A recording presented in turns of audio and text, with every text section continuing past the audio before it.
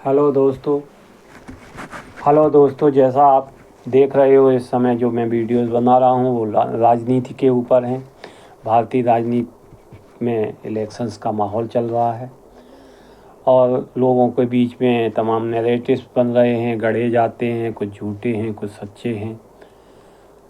तो इस पे एनालिसिस चल रही थी। पिछले वीडियोस में मैंने कुछ पॉइंट्स बताए थे जो एक्सपर्ट से मेरी बात हुई थी। आज मैं एक बात और आपको बताता हूँ जो मैंने एनालिसिस की है, जो मैंने अपना मतलब निकाला है। वो पहले बात कर लेता हूँ, सीटों का भी प्रोडिक्शन मैं करूँगा। लेकिन एक मैं ये आप ऐसे समझ लीजिए कि ये कल्पना भी हो सकती है, परिकल्पना भी हो सकती है, और लेकिन मैंने अपना दिल लगा के किया है इस काम को। इसलिए मैं मान के ये चलता हूँ कि मेरे लिए तो ये चीज़ अच्छी है, ठीक है ना। बाकी का आप लोग क्या रिस्पॉन्स करते हो इसके ऊपर बहुत मायने रखता है मेरे लिए, ठीक है ना। तो देखिए मैं क्या कह रहा हूँ कि 214 जब था, ईयर 2024, मतलब that was the first election of BJP NDA जो पावर में आई थी एब्सोल्यूट मेजॉरिटी के साथ। इसमें उसे मिली थी 282 सीटें, राइट। फिर इलेक्शन हुआ, लोगों ने नैरेटिव्स गढ़े, बहुत नीचा करने की कोशिश की, बहुत सत्ता छीनने की कोशिश की, और कुछ पत्रकार भी कह रहे थे कि अब की बार बीजेपी नहीं आएगी। पत्रकारों के नाम मैं बता चुका हूँ, बार बार बताने की ज़रूरत है नहीं।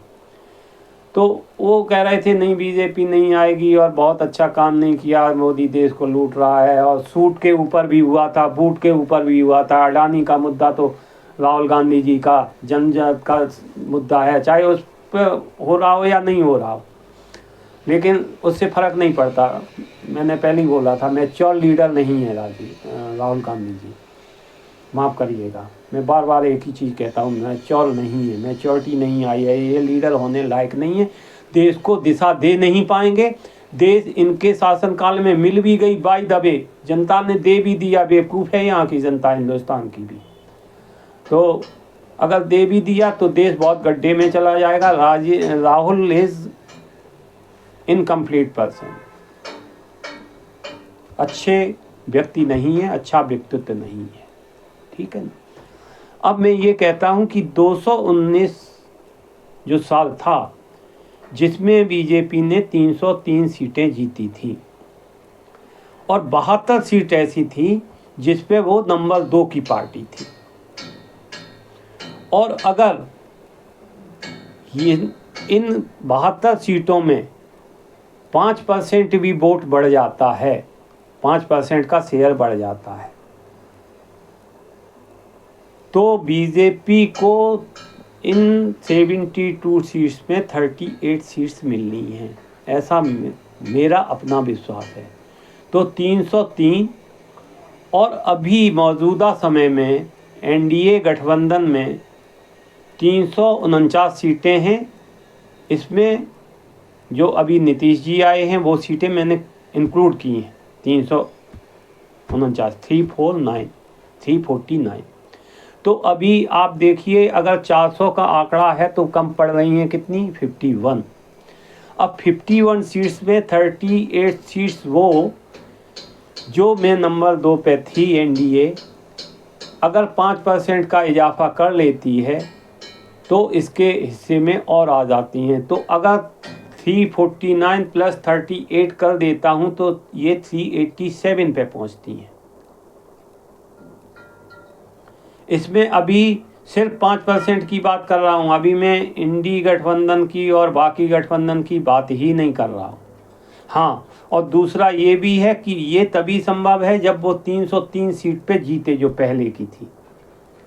लेकिन अगर आप ये कहते हो कि भाई कहीं कहीं किसी किसी जगह में कुछ जनता दिग्भ्रमित हो सकती है, बेवकूफ़ बन सकती है, इनके बहकावे में आ सकती है, छलिए लोग हैं ना, ये छल कर सकते हैं, छलिए लोग हैं, छलना इनका काम है, जनता मूर्ख बन जाती है, तो मान लो मैं मान के चलता हूँ कि 10 सीटें कम भी हो गई या 15 सीटें कम हो गई, इससे ज़्यादा तो कम होगी नहीं।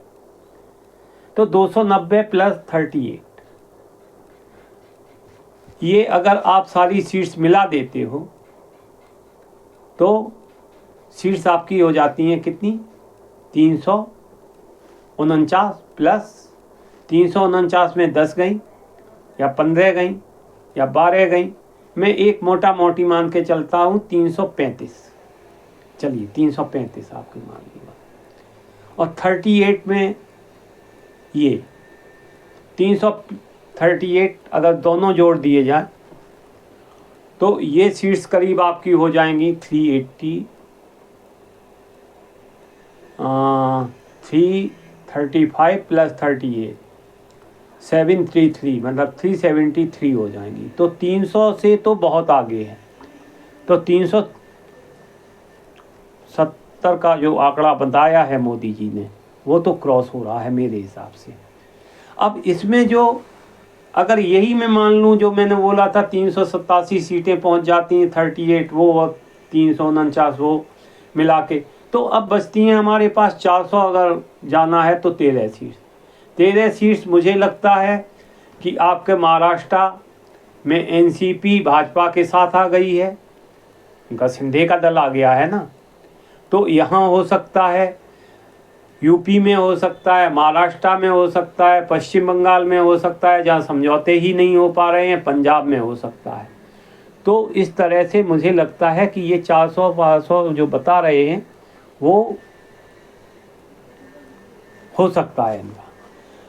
अभी दूसरा मैं ये भी कहूँगा कि ऑन 284 सीट्स ऐसी थी जहाँ 50 प्लस का परसेंटेज मिला था एनडीए गठबंधन को, और 214 इसमें 214 में 136 सीट अलाइनमेंट्स की थी जहां वोट परसेंट 50 प्लस आया था, यानी कि 284 सीट्स बीजेपी की, 136 साझा की सीट्स जिनमें 50% वोट आया था। तो अगर ये दोनों आप मिलाते हो तो 410 सीटें ऐसी थीं जहां 50 प्लस वोट शेयरिंग थी। अब लेकिन हुआ ये कि 214 में मैंने बताया था कि 31% था, 219 में बढ़ के 37.4 यानी कि 37.4 हो गया। यानी कि अगर देखा जाए तो 284 से लेके और 219 तक जो वोट परसेंट ऑफ वोट्स की शेयरिंग में जो वृद्धि हुई है वो 6.4 की हुई है, और 6.4 की वृद्धि होने से 21 सीटें बढ़ जाती हैं। और अगर इसे परसेंटेज के हिसाब से जोड़ो आप तो 1% अगर बढ़ता है तो बीजेपी की सीट्स करीब 310 पहुंचती हैं एनडीए गठबंधन। अगर 2% बढ़ता है तो 316 के आसपास पहुंचती हैं एनडीए गठबंधन। अगर 3% वोट बैंक बढ़ता है, मतलब 37 के बाद की बात कर रहा हूँ, यानी कि 38% होता है तो इसकी 310 सीट्स आएंगी, 39 होता है 316 आएंगी, 40% बढ़ता है तो लगभग 324 आएंगी, 41% हो जाता है तो 334 आएंगी, और अगर इसमें 5% 42-40% के आसपास हो जाती है तो 342% सीट्स आएंगी, और 6% अगर बढ़ जाता है तो 360 के आसपास सीट्स आएंगी। ये मेरा अपना आकलन है। तो मैं ये कहता हूँ कि बीजेपी पावर में तो आ रही है, इसमें तो कोई किसी को शक होना ही नहीं चाहिए, चाहे पत्रकार कुछ भी कहते रहें, चाहे और पार्टियां कुछ भी कहती रहें। पार्टियां गठबंधन नहीं हो पाया, राहुल गांधी मैच्योर लीडर नहीं है, पार्टी में कांग्रेस पार्टी में जो सबसे पुरानी पार्टी है, जो कुछ मिराकल कर सकती है, अभी भी उसकी कुछ ज्वालाएं हैं, धड़क रही हैं, कर सकती है, लेकिन कर नहीं पाएगी। राहुल गांधी का नेतृत्व, खड़गे जी का अध्यक्ष बनना, पार्टी को एक अगर 80 साल का व्यक्ति चलाएगा तो पार्टी में कितना जोश होगा, तीसरी चीज़ क्या है कि ये युवाओं को कभी भी सहयोग नहीं करते। 2 युवा इनके यहाँ आए थे, अच्छी राजनीति कर रहे थे, अच्छा प्रभाव भी था। एक थे हमारे सिंधिया जी और दूसरे हमारे थे ये क्या कहते हैं, सचिन पायलट तो हैं, अभी भी कांग्रेस में हैं, लेकिन विरोध लगातार जारी है उनका। और एक यूपी के भी हैं, मुझे नाम ध्यान नहीं आ रहा है। ये सब बाहर आ गए हैं, एनडीए में आ गए हैं ये। और सचिन जी हैं तो कांग्रेस में ही हैं, लेकिन कब एनडीए में आ जाएं कोई भरोसा नहीं है, क्योंकि उनकी बन नहीं पा रही है वहाँ राजस्थान के अंदर। अब जब पार्टी जो है पुराने विचारों से, पुराने ख्यालों से चलेगी, नैरेटिव्स से चलेगी, एक वो मणिशंकर अंकर है,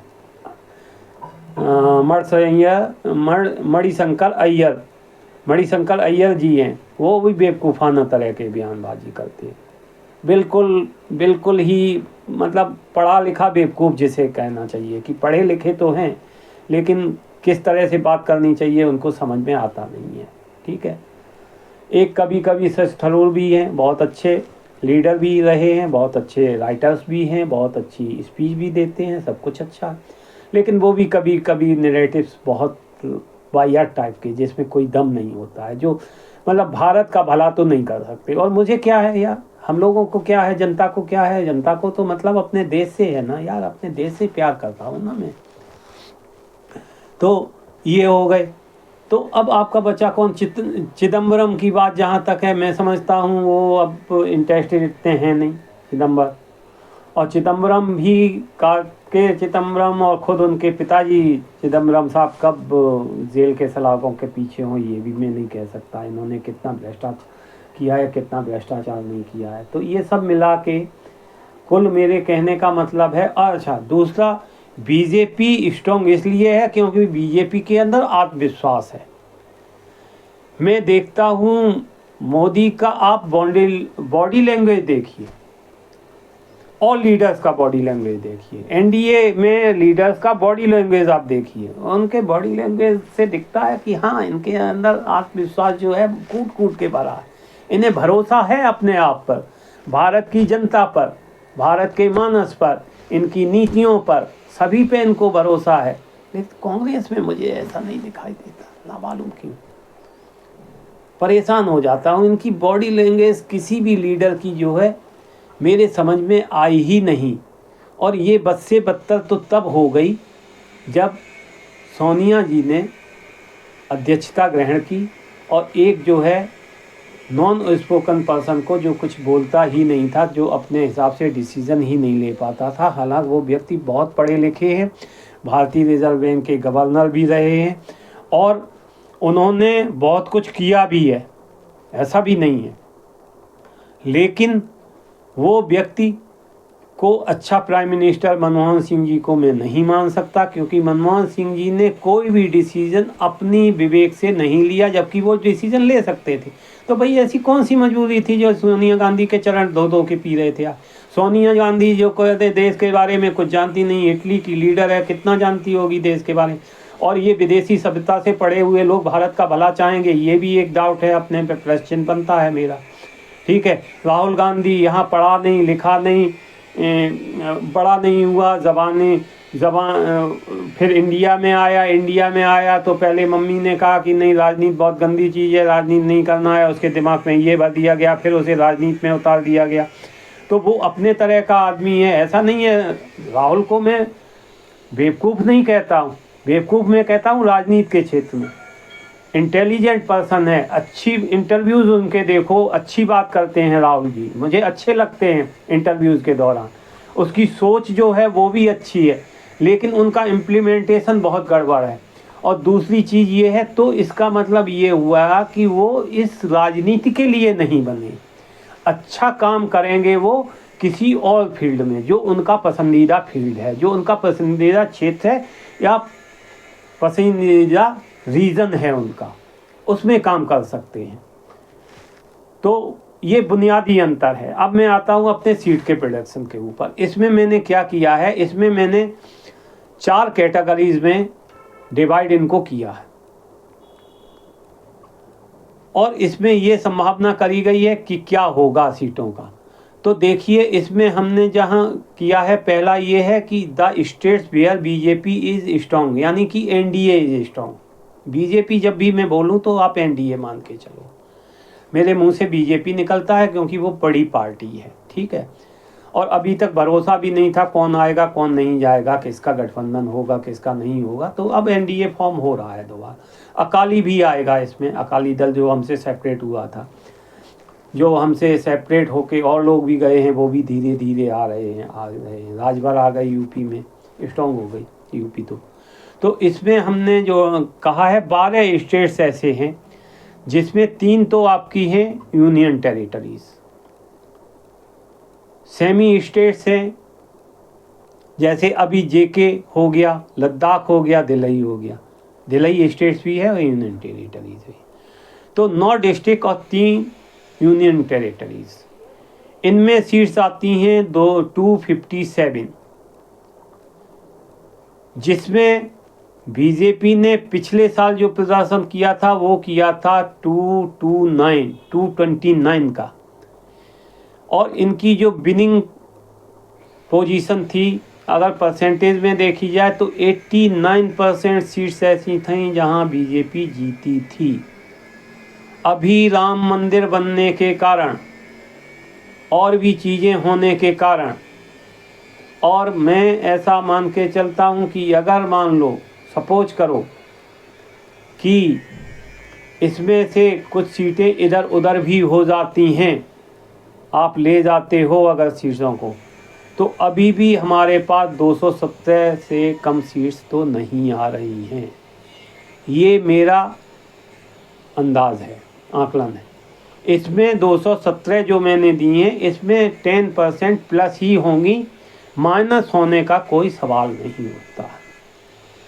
अब 7 स्टेट्स जो हैं इंक्लूडिंग असम और वो सिस्टर्स मिला के जो स्टेट्स हैं, प्लस आपके कुछ स्टेट्स जो पूर्वांचल के बोले जाते हैं।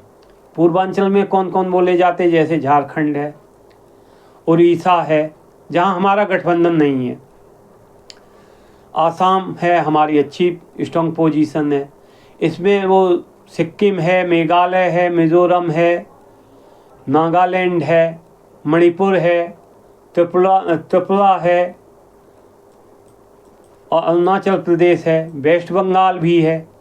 इसमें आपकी आती हैं 102 सीटें टोटल, 14 झारखंड में, 21 उड़ीसा में, आसाम में 14, सिक्किम 1, मेघालय 2, मिज़ोरम 1, नागालैंड 1, मणिपुर 2, अरुणाचल प्रदेश 2, त्रिपुरा 2, वेस्ट बंगाल 42। कुल मिला के सीट्स हुई 102। इसमें पिछले बार जो बीजेपी ने सीट्स जीती थी वो जीती थी 59, और इस बार मेरा अंदाज ये है ये 59 सीट्स में बीजेपी को लगभग बीजेपी क्या एनडीए गठबंधन को लगभग 59 सीट्स ही मिलेंगी, लगभग 59 सीट्स ही मिलेंगी। इनसे बढ़ सकता है, प्लस माइनस 4 हो सकता है, प्लस 4 हो सकता है, -4 नहीं होगा। तो 59 इसमें मैं मान के चलता हूँ। अब कुछ सीट्स ऐसी हैं जो वेस्टर्न स्टेट तो नहीं उन्हें आप बोल सकते, ये मिक्स स्टेट्स हैं, कुछ नॉर्थ के भी हैं, जैसे पंजाब है, हरियाणा है, ये नॉर्थ के हैं। कुछ बाकी की जो यूनियन टेरिटरीज बची हैं, 3 मैंने बता दी थी, 6 और बचती हैं यूनियन टेरिटरी ना, लक्षद्वीप है, उसमें दादरा नगर हवेली है, उसमें पौंडीचेरी है, उसमें चंडीगढ़ है, उसमें ये सारी जो हैं, दमन दीव है, अंडमान है, इनकी सीट्स मिला के होती हैं 67। इनकी सीट्स मिला के होती हैं, माफ़ करिएगा,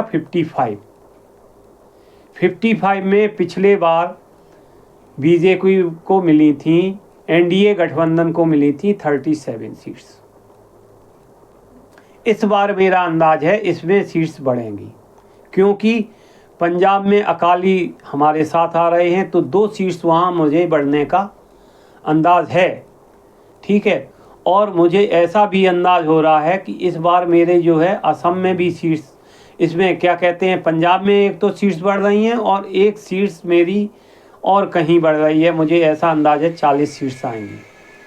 तो मैं जो बता रहा हूँ इसमें कैसे है, पिछले इस बार कितनी सीट्स आ रही हैं, पंजाब है 13 में से 2 सीट्स आ रही हैं, हरियाणा में 10 में से हमारी जो है 8 सीट आ रही हैं, या 10 सीट भी आ सकती हैं, माफ़ करिएगा 10 सीट भी आ सकती हैं, जिस तरह का वहाँ माहौल इस समय चल रहा है। एट प्रेजेंट की बात कर रहा हूँ, आगे एक 15 दिन के बाद क्या होगा नहीं मालूम, क्योंकि जो ये राजनीतिक दल हैं ये सब अपने हित के लिए काम करते हैं, अपने हिसाब से गठबंधन करते हैं।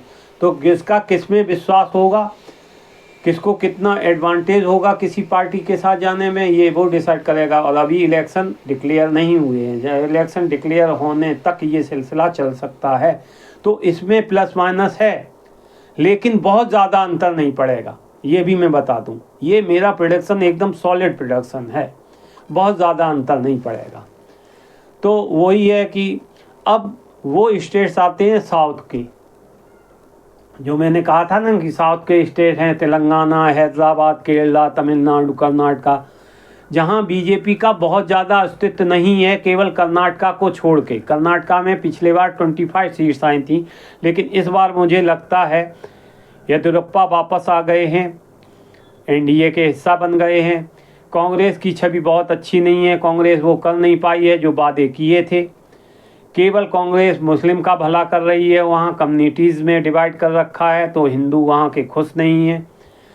ये बहुत से रीजन्स हैं, इसलिए जो है अच्छा प्रदर्शन होने की आशा है। दूसरे वो क्या हैं, एक आईपीएस ऑफिसर जो थे अन्नामलाई जी, वो अभी तमिलनाडु के प्रेसिडेंट हैं, तो दक्षिण में उनका भी प्रभाव है।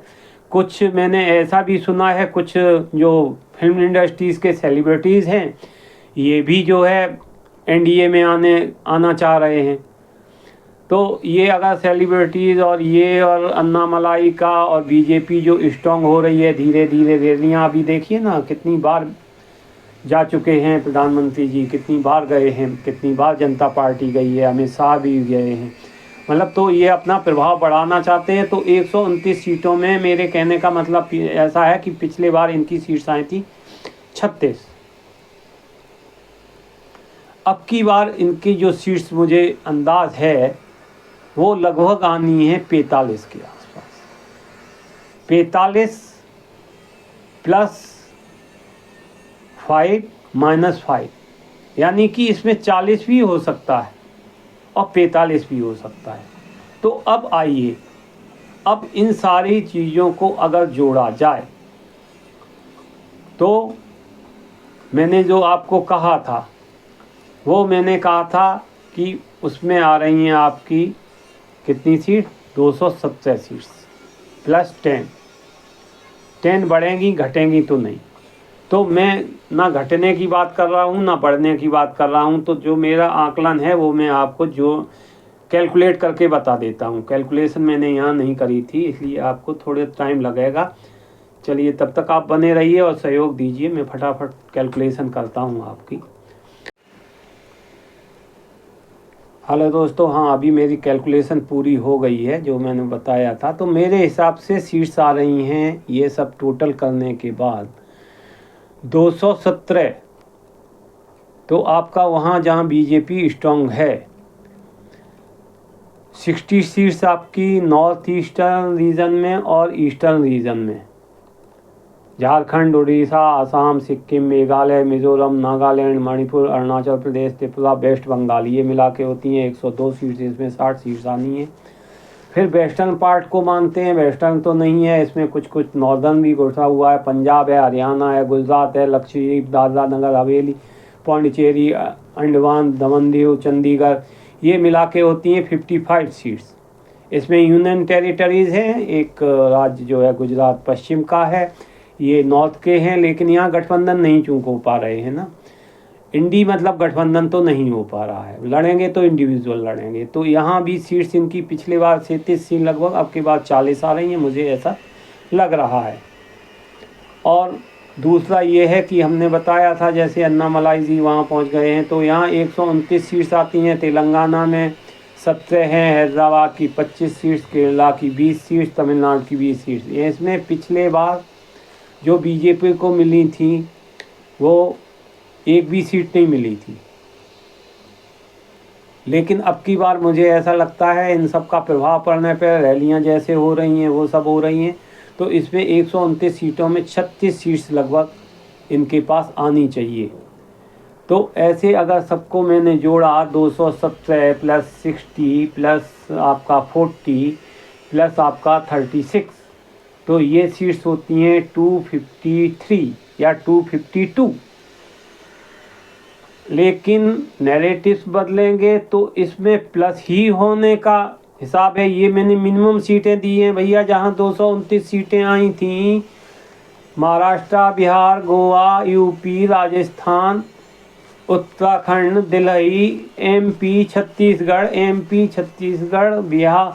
बिहार में पोजीशन स्ट्रांग हो गई है, महाराष्ट्र में पोजीशन स्ट्रांग हो गई है, राजस्थान में मैंने बहुत अच्छा प्रदर्शन किया था, एमपी में मैंने बहुत अच्छा प्रदर्शन किया था, छत्तीसगढ़ में बहुत प्रदर्शन किया था। तो मेरे हिसाब से तो यहाँ पर इनकी सीट 229 से बढ़ के लगभग 239 आनी चाहिए। लेकिन फिर भी मैंने 270 कहा कि भाई चलो गठबंधन बन जाता है, इंडिया भी बना लेती है गठबंधन, अखिलेश जी भी मान जाते हैं, मायावती भी मान जाती हैं, आरजेडी के आपके जो है वो भी चौधरी साहब भी मान जाते हैं, और मैंने ये भी माना चलो आप भी मान जाती है, आपके साथ सब मान जाते हैं, आपकी शर्तों को सब तैयार हो जाते हैं, तो भी आपको इससे कम सीट्स बीजेपी एनडीए गठबंधन, बीजेपी एंड अलायंस कम जीतेंगे नहीं इससे। इसमें प्लस होंगे, प्लस मेरा अंदाज है कम से कम 20 प्लस होना चाहिए, तो मिनिमम 15। तो यहाँ भी आप देखिए 367 के आसपास आंकड़ा बैठ रहा है, तो 370 375 seats is very easy for NDA. और मैं ये कहता हूँ ये 400 से ऊपर भी हो जाए धीरे धीरे। देखिए अभी कैसे कैसी गंदगियाँ आती हैं इस पानी के अंदर, और पानी वो पीने लायक रहेगा भी कि नहीं रहेगा मुझे वो अंदाज़ है। तो जहाँ पानी उन्हें अच्छा दिखेगा जनता को, जनता वहाँ जाने की कोशिश करेगी ना मेरे भाई। ये जनता हिंदुस्तान की है, ये जनता जो है लोकतंत्र की है।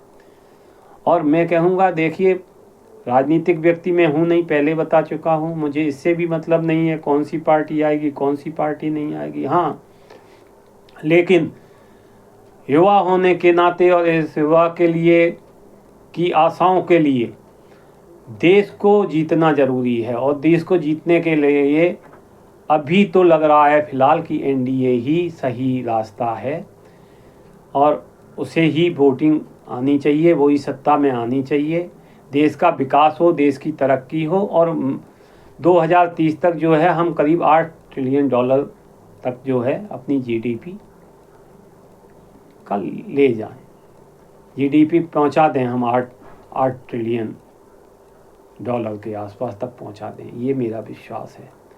धन्यवाद। अब आपने इस वीडियोस को देखने के बाद आपकी क्या प्रतिक्रिया रहेगी, प्रतिक्रिया का आपका स्वागत है, और मुझे अपना विचार जरूर दीजिएगा कि इस समय जो मैंने प्रोडिक्शन किया है ये 352 सीटों का, वो 352 सीटों का जो प्रोडक्शन किया है मैंने, वो आपके हिसाब से कितना होना चाहिए।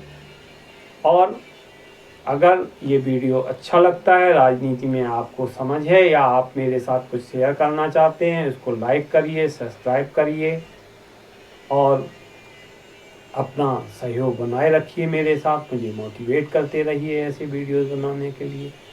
अभी इस संदर्भ में मैं एक वीडियो और भेजूँगा आपको, जो ये करीब होगा 1 महीने की पॉलिटिक्स के बाद, जब कहाँ क्या जनता का मूड चेंज हुआ है या नहीं हुआ है, और क्या चीज़ें बन रही हैं, गढ़ के आ रही हैं, ये मैं करूँगा। 1 महीना करीब लगेगा। तब तक के लिए इजाज़त चाहता हूँ।